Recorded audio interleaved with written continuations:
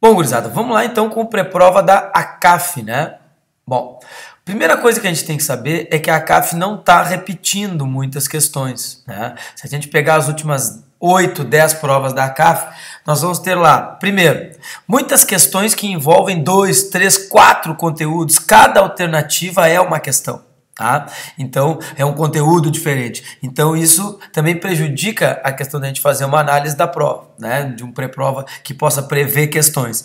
Na verdade, se tu pegar uma prova da CAF ali, ela vai ter suas 7 questões, mas na verdade parece que tem 20, parece que tem 15, porque cada alternativa é um conteúdo diferente. Tá? Outra coisa, algumas questões que até se repetem, elas se repetem de maneiras diferentes, né? Por exemplo, tu pega lá uma matéria que caiu sempre aí. Olha, sempre caiu stack, né? Mas às vezes caiu stack com gases, às vezes caiu stack com reações sucessivas, né?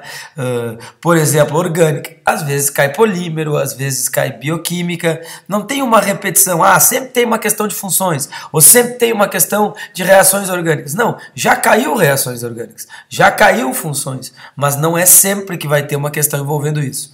Então, não é uma prova muito previsível, a prova da ACAF.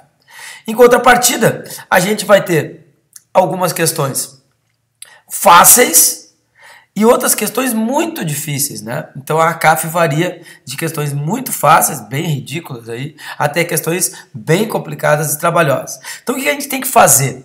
A gente tem que mapear o máximo que a gente pode revisar aí nessa véspera da prova de questões que vão ser úteis, baseada nas questões que já caíram da CAF. Que conteúdo seria útil eu revisar para poder, vamos dizer assim, ganhar uma bagagem, uma revisãozinha boa para o que a CAF tem botado nos últimos tempos.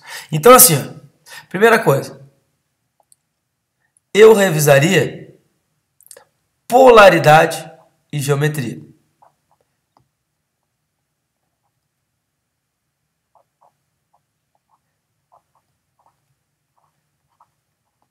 A polaridade e geometria apareceu em mais de uma prova, cobrando se era polar, se era apolar, se era miscível em água, se era hidrofílico, se era hidrofóbico, e também forças intermoleculares.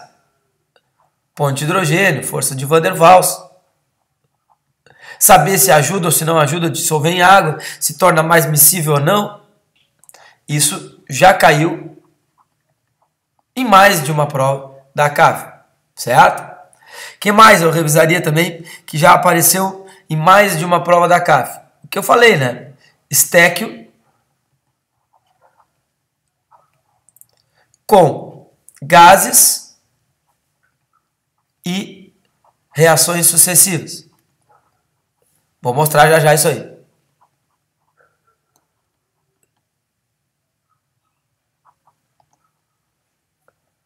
Bom, além disso, o que seria importante? Olha, na orgânica, por exemplo, eles já botaram algumas vezes, obviamente, reconhecimento de função. Então o cara tem que dar uma revisada lá em reconhecimento de funções orgânicas. Reações orgânicas. Algumas importantes aí já caíram umas 2 vezes. Ainda dentro da orgânica, bioquímica e polímeros também são termos importantes para a CAF.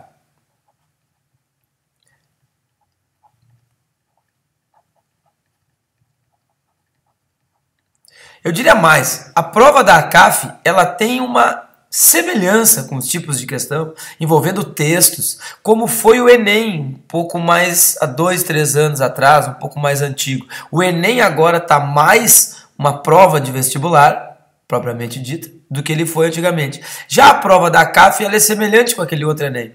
Ela mistura conteúdos, ela bota coisas de jornal, e aí por isso ela envolve bioquímica, por isso ela envolve polímeros, por isso ela envolve um acidente com alguma coisa que caiu. Ela bota bastante, ainda dentro da orgânica, aquela parte de combustíveis. A CAF bota bastante saber montar a combustão da gasolina, combustíveis, como é que é uma combustão? Reagir com oxigênio e gerar os óxidos. Esses combustíveis vão gerar poluição, Então ela bota também lá chuva ácida, essa parte de efeito estufa, isso já caiu na CAF também. Então são coisas que possam ser envolvidas com o dia a dia, né? Então a CAF gosta desse tipo de questão. Outra questão que foi já frequente, já se repetiu na CAF, gases. Gases também já apareceu mais de uma vez. O cara tem que usar lá o PVNRT para trabalhar com gás, certo? Termoquímico já caiu umas 2, 3 vezes. Uma lei de Hess, a outra era um cálculo por energia de ligação, né? Então, cálculo de ΔH por lei de Hess, por energia de ligação,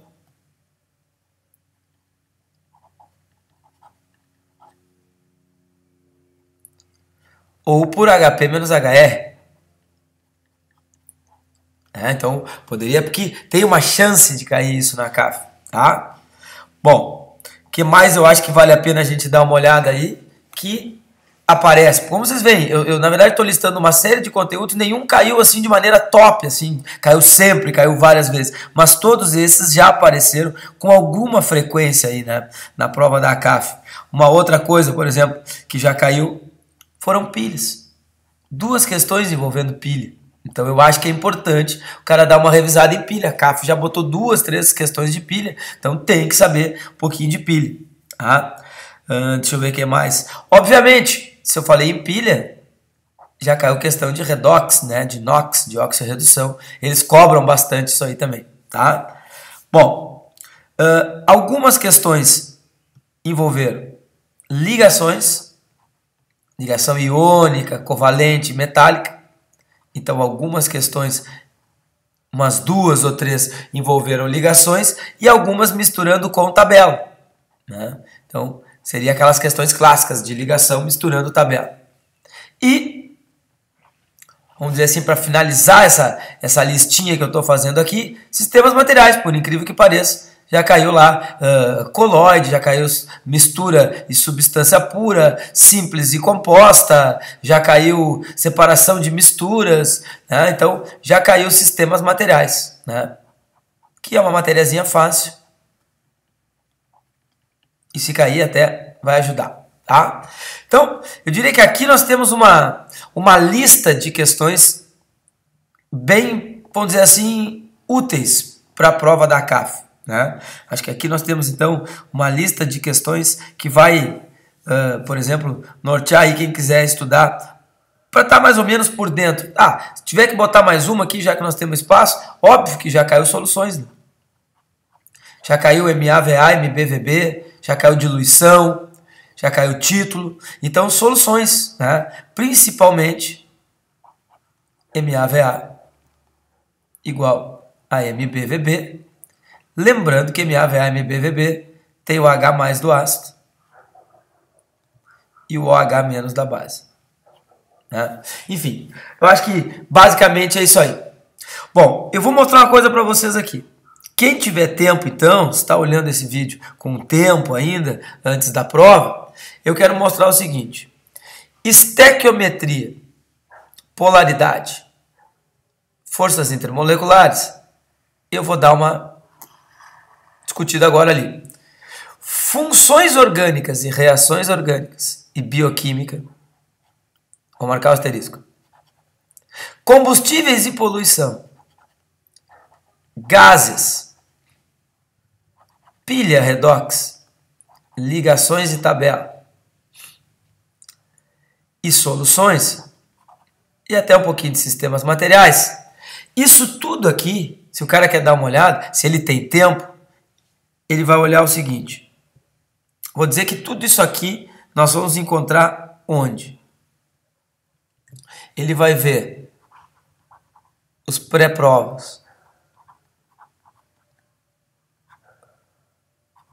Enem 1, 2 e 3. Ele vai encontrar com um enfoque bem semelhante ao que a CAF bota. Ele vai olhar também o NISC 2, pré-prova o NISC 2, e tu pode dar uma olhada em UCPEL 2, 3 e 4.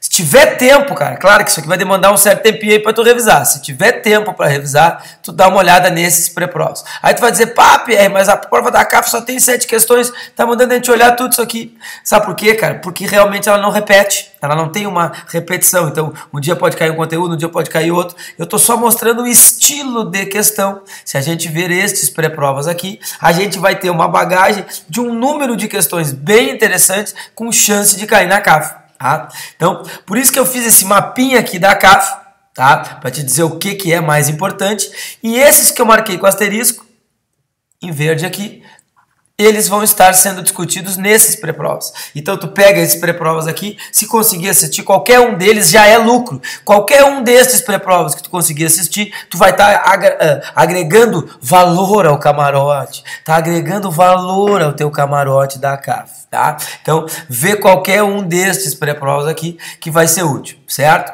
E eu vou dar uma limpada aqui para a gente poder ver, então, aqueles itens que eu destaquei que não tem nos outros pré-provas. Começando com geometria e polaridade.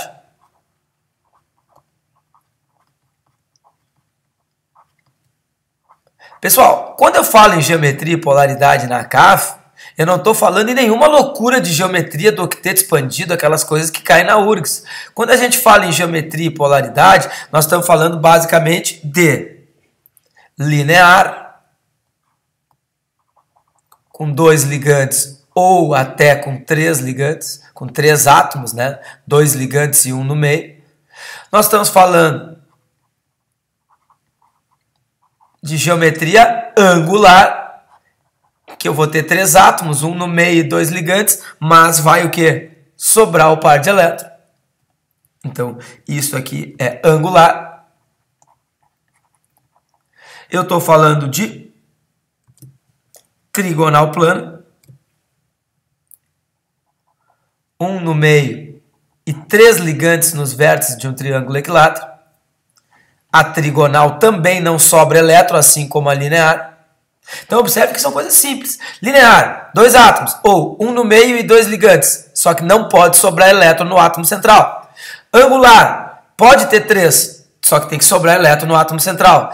Trigonal plana, tem 4 átomos, 1 no meio e 3 ligantes. Não sobra elétron no átomo central. Porque se sobrar elétron no átomo central, ela deixa de ser trigonal e passa a ser pirâmide trigonal. Os elétrons que sobram empurram os ligantes para baixo e ela vira piramidal. Piramidal. Tá, mas e aí? A outra qual é? É a tetraédrica, que vai ter 4 ligantes e 1 átomo central. Ao todo são 5 átomos para os vértices de um tetraedro. Essa aqui também não pode sobrar elétron. Então, geometria é isso, gurizada. Geometria nessas particulares é barbada. Linear, angular, trigonal, piramidal e tetraédrica. Sendo que a angular e a piramidal sobram elétrons. Bom, e aí vamos envolver polaridade. A angular sempre vai ter um momento de polo, um vetor μ diferente de zero. Sempre. Por quê? Porque dois ligantes puxando para baixo não vão se anular. Então, isso aqui, se o μ é diferente de zero, ela é sempre polar. A mesma coisa acontece com a piramidal. 3 pernas puxando para baixo. O que vai acontecer essas 3 perninhas puxando para baixo aqui? Vai ter um vetor para baixo. Então, o μ é diferente de zero. E se o μ é diferente de zero, ela é sempre polar. Então, angular e piramidal, sempre polar.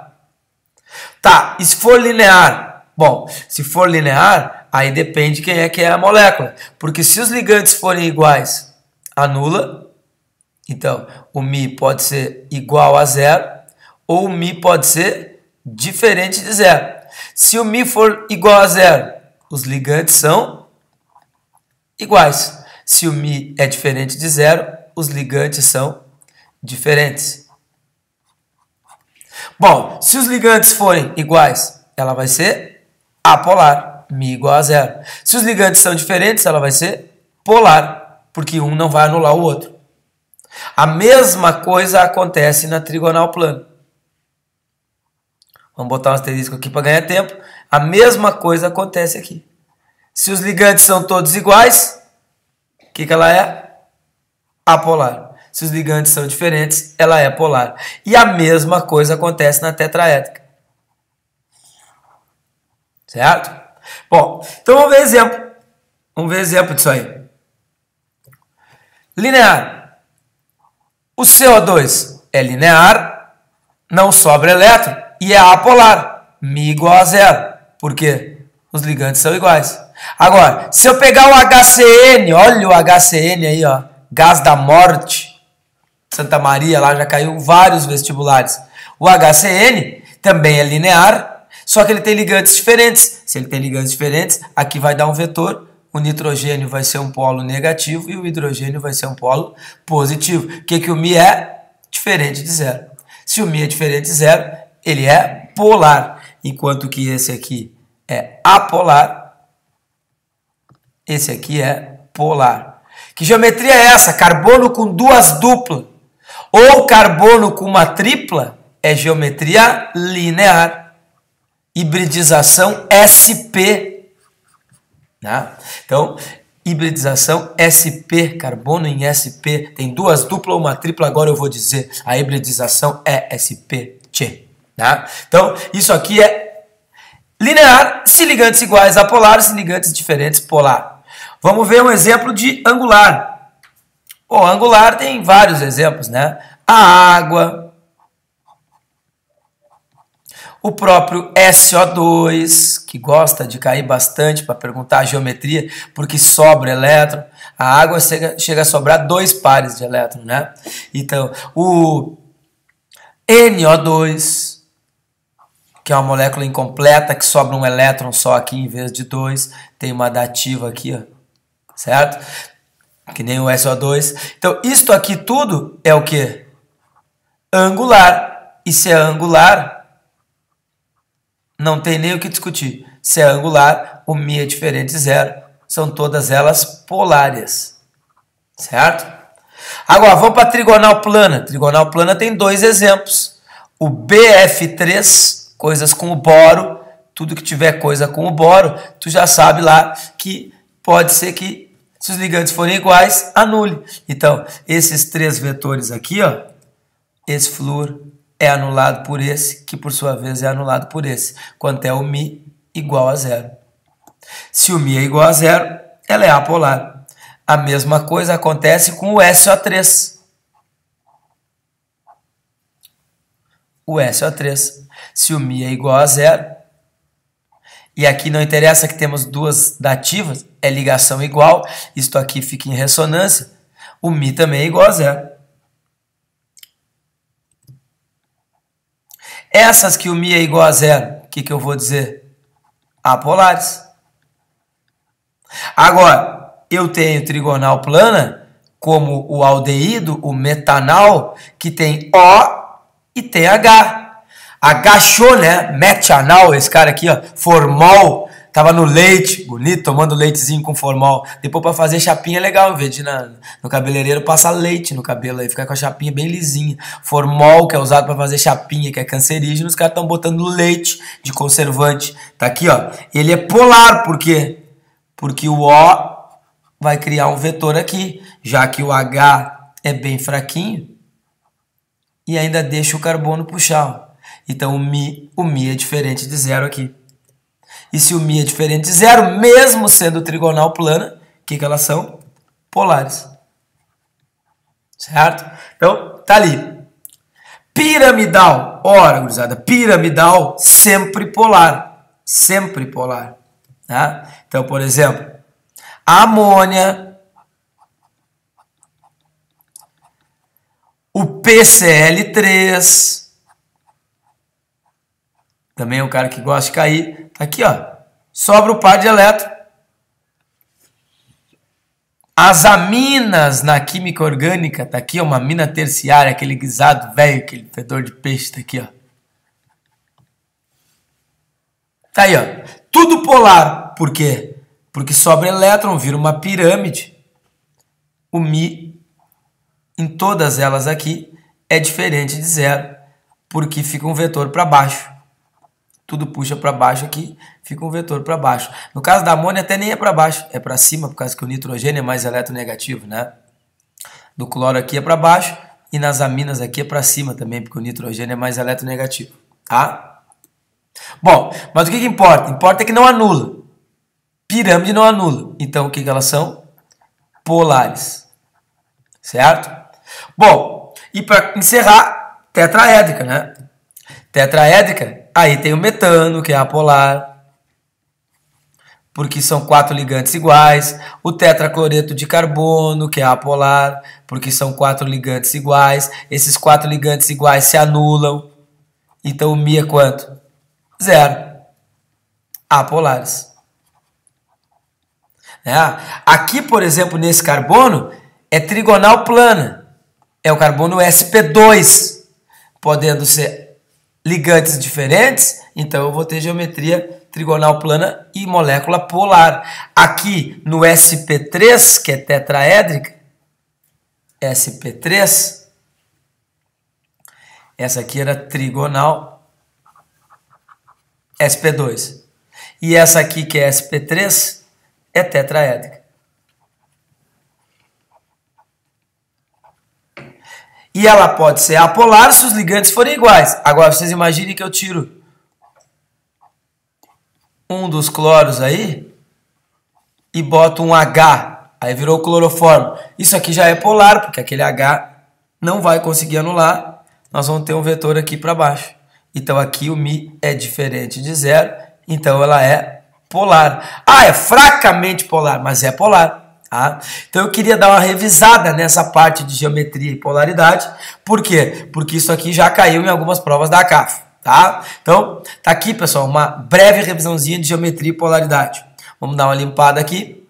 Quero lembrar também, porque a ACAF já cobrou e nos outros vídeos que eu indiquei para vocês verem não tem, aquelas questões de forças intermoleculares. Né? Forças intermoleculares.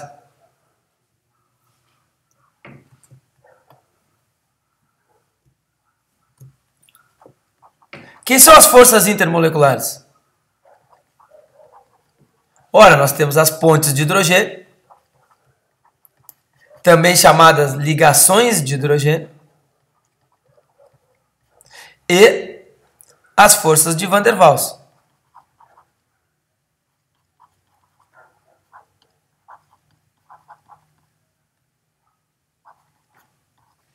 Bom, tudo bem, mas e aí as forças de Van der Waals? O que a gente tem para ver aqui nas forças de Van der Waals? Ó, nós temos dois tipos, as de dipolo permanente, também chamada dipolo, né? Muitas vezes, sem nunca esquecer que ponte de hidrogênio também é uma atração dipolo-dipolo, porque é entre duas coisas polares. Ela é a mais forte das atrações dipolo-dipolo, mas a ligação dipolo permanente também é dipolo-dipolo. E qual é a outra? Dipolo induzido, que também vai se misturar às vezes com dipolo instantâneo, porque afinal, já que ele é induzido, ele é instantâneo. Ele dura e depois desfaz.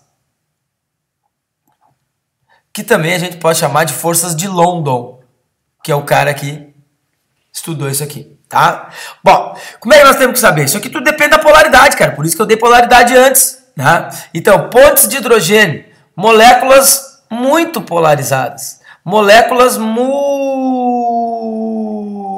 polarizadas. Mas que moléculas são muito polarizadas? Aquelas que têm o H ligado no F, H ligado no O, ou H ligado no N. O famoso H-FON. H ligado no F, ou H ligado no O, ou H ligado no N. Onde é que se dá a ponte? Olha um exemplo aqui de um álcool. Né? A ponte se dá entre o H, que está ligado no O, que tem um polo extremamente positivo, e o O, que está ligado no H, que tem um polo negativo. Então, isso aqui vai atrair, por exemplo, moléculas. Aqui o álcool, por exemplo, vai atrair a água. O O do álcool atrai o hidrogênio da água, por exemplo. E aí nós fizemos uma ponte de hidrogênio e ajudamos a dissolver o álcool em água. E o H do álcool atrai o O da água. Então aqui pontes de hidrogênio entre duas moléculas diferentes, entre o álcool e a água. Mas a gente sabe que tem ponte de hidrogênio entre as próprias moléculas de água, né? Se eu tiver uma molécula de água aqui, ela também tem H e O. Então eu vou ter uma ponte de hidrogênio entre esse H e esse O. Aqui, ó, certo? Lembrando que entre as forças intermoleculares, a ponte de hidrogênio é a mais forte. Forte comparado com as negas dela. E quem são as negas dela? As forças de Van der Waals. Tu não me vai comparar, dizer que ponte de hidrogênio é forte, maior do que a iônica, que é covalente e metálica. A iônica, covalente e metálica, elas não têm nem comparação com a ponte de hidrogênio, elas são muito mais fortes, porque são interatômicas. Iônica, covalente e metálica é lá dentro, mexe na estrutura elétrica, é sexo louco lá dentro. Enquanto que aqui, ó, a ponte de hidrogênio e força de Van der Waals é arreto fraquinho lá fora, tá? Só que dentro dos arretos, a ponte de hidrogênio é um arreto mais forte do que as forças do tipo de Van der Waals, tá? O que isso implica? Quando tem ponte, tipo aqui no álcool, na água, quem mais tem ponte? Amônia tem ponte, o HF tem ponte, os ácidos oxigenados, o H tá ligado no O, tem ponte. Tudo isso aqui tem ponte. Quem mais tem ponte? Na orgânica, o álcool, as aminas primárias e secundárias têm ponte. As amidas têm ponte. Das proteínas, dos aminoácidos, né? Tem ponte. Os ácidos carboxílicos têm ponte. Fenol também tem ponte. Tudo isso aqui que tem ponte, já que são atrações entre moléculas mais fortes, vai deixar a molécula mais solúvel em água e maior ponto de ebulição. Tá? Então, se tu comparar qualquer uma dessas que tem ponte aqui da orgânica com outra do mesmo tamanho que não tem a ponte, a que tem ponte vai ser mais solúvel em água e vai ter maior ponto de ebulição.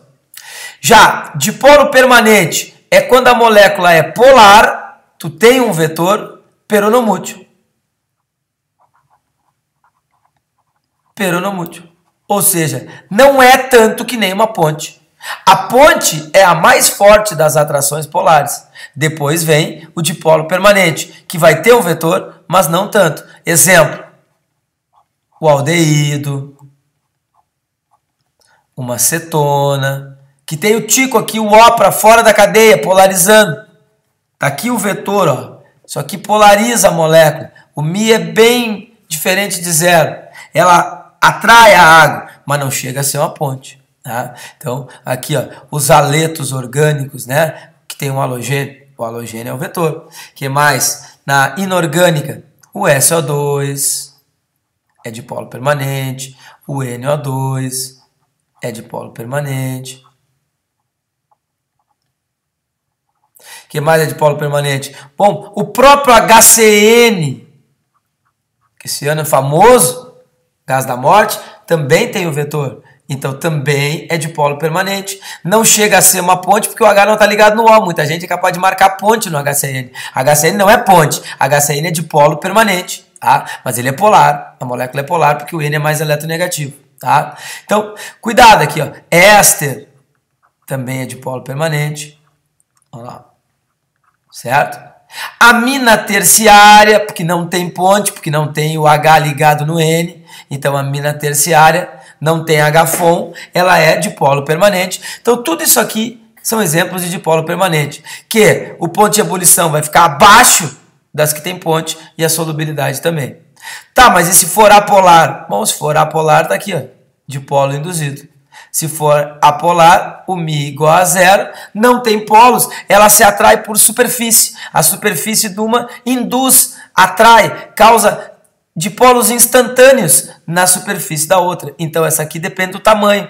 Então, se eu pegar uma cadeia assim e outra assim, elas vão se atrair com essa superfície. Vão nascer uns dipolinhos induzidos aqui, tipo um velcro, tipo um velcrinho. Agora, se eu tiver uma cadeia maior, eu vou ter mais velcro. Eu vou ter mais dipolos induzidos. Então, na orgânica, toda a parte de cadeia, cadeia com cadeia se atrai por dipolo induzido, por dipolos instantâneos, forças de London, que são fracos. São fracos. Então, por isso que os hidrocarbonetos, aqui seria só cadeia, só hidrocarbonetos, são mais voláteis. Tá, mas entre esses dois, qual é que ferve mais, temperatura mais alta? O que tem maior cadeia. Quanto maior cadeia, mais alta a temperatura. Cuidado que aqui tem uma sacanagem, né? Se ela for ramificada e tiver o mesmo número de carbonos, a ramificada, a atração é mais fraca, porque a ramificação atrapalha. Então, entre uma lisa e uma ramificada, a ramificada tem maior ponto de ebulição. Então, nesses 3 desenhos que eu dei aqui, essa aqui ela é maior do que essa, então maior ponto de ebulição, e ela é lisa, então ela tem maior ponto de ebulição do que essa outra, que é ramificada. Certo? Então isso aqui cai em algumas provas também. Se tiver que decidir tamanho, a maior tem maior ponto de ebulição. Se tiver o mesmo tamanho, só que uma é lisa e a ramificada, a lisa é maior do que a ramificada. Tá? Então isso pode cair. Vamos ver outros exemplos de moléculas apolares que tem dipolo induzido. Ora, o CO2, dipolo induzido. O BF3, dipolo induzido. Os próprios O2, H2, tudo isso aqui dipolo induzido, né? Cl2. Tudo é apolar, dipolo induzido. Metano. Tetracloreto de carbono. CCl4, apolar, portanto, dipolo induzido, tá? Então, claramente aqui, né, nós temos exemplos de moléculas que têm dipolos induzidos. E sempre que cair orgânica, a parte da cadeia, tá? A parte da cadeia de orgânica tem dipolos induzidos, certo? Então, era uma revisãozinha que eu queria fazer também sobre isso aqui, tá? Acho que vale a pena vocês darem uma olhada, ok? Bom, gurizada, esses itens aqui que eu selecionei, que eu fiz, tá? Que eu dei essa revisada, teóricos de forças intermoleculares, geometria e polaridade, eles não estavam nos vídeos, aqueles que eu falei para vocês, Enem 1, 2, 3, Unisc 2 e Católica 2, 3 e 4, tá? Então, vale a pena dar uma olhada naqueles lá, com mais isso aqui. Para encerrar, eu só quero lembrar que na STEC, eu disse ali que caem bastante questões de estéquio. Na CAF tem caído questões com estequiometria com reações sucessivas. Né? Como, por exemplo, assim, eu tenho lá o S mais O2 vai dar o SO2. Tá? Aí tem uma lá que diz SO2 mais, por exemplo, O2, vamos botar aqui, 1/2, vai dar o SO3. Aí, tu pega lá o SO3 mais o AlOH 3 vezes, vai dar o Al2 SO4 3 vezes. Bom, mas aí tem o balanceamento, aí ele vai te dar ela balanceada. 2 aqui, 3 aqui, certo? Aí ele pede uma STEC. Quantos gramas de enxofre, tá lá o enxofre, para não sei quantos gramas de sulfato de alumínio, floculante lá, que é até no Enem, né? Usado no tratamento da água. Pô, tem aluno que vai chegar e vai fazer o seguinte, isso aqui que eu estou fazendo está errado, e vou mostrar por que está errado. Isso caiu 2 vezes na CAF. Eu tenho aqui 1 mol e 1 mol. Tem aluno que vai fazer 1 mol de enxofre, está para 1 mol de sulfato de alumínio. Beleza. E aí continua, não sei o que, X. Por que isso aqui está errado? Observa aqui. Eu tenho reações em cadeia, reações sucessivas, aonde o produto de uma, ele reaparece no reagente da outra, o produto da segunda reaparece no reagente da terceira. Só que para eu poder comparar um cara que está na primeira com um cara que está na última, elas não podem estar balanceadas somente nelas próprias, e sim balanceadas entre si. Do que eu estou dizendo? Um enxofre, 2 Os, está balanceado. Tudo bem, mas o SO2 saiu daqui e veio para cá, ele tem que vir na mesma quantidade. Quantos mol de SO2 tinha aqui? 1. Quantos mol de SO2 tem aqui? 1. Então tá perfeito. Aqui tá balanceado. 1 mol de SO2 que eu produzi na primeira está sendo usado 1 mol de SO2 que eu produzi que eu vou usar na segunda. Agora, observa aqui, eu tenho 1 mol de SO3 sendo produzido, 1 mol de SO3 sendo produzido, e aqui eu tenho 3 mols de SO3 sendo utilizados. Eu não posso fazer isso. Eu não posso dizer que isso aqui era 1, porque aqui tinha 1 e aqui tem 1, se lá tem 3. Então, na verdade, o que nós temos que fazer? Nós temos que corrigir isso aqui. A maneira mais fácil é balancear uma de acordo com a outra. Se eu tenho 3 SO3 aqui, eu vou ter que voltar e botar 3 SO3 lá. Só que se eu vou ter 3 SO3 lá, então eu vou ter que ter 3 SO2 aqui, para balancear. O enxofre tem que ter 3, aqui tem 3. E no instante que tem 3 SO3 aqui, SO2 aqui, tem que ter 3 SO2 lá também. E se vai ter 3 SO2 lá, eu vou ter 3 enxofre. Então, a verdadeira proporção, e aí eu faria a esteca do jeito que eu quiser, a verdadeira proporção é 3 mols de enxofre para cada 1 mol de Al2O3. É Al2SO4. Tá?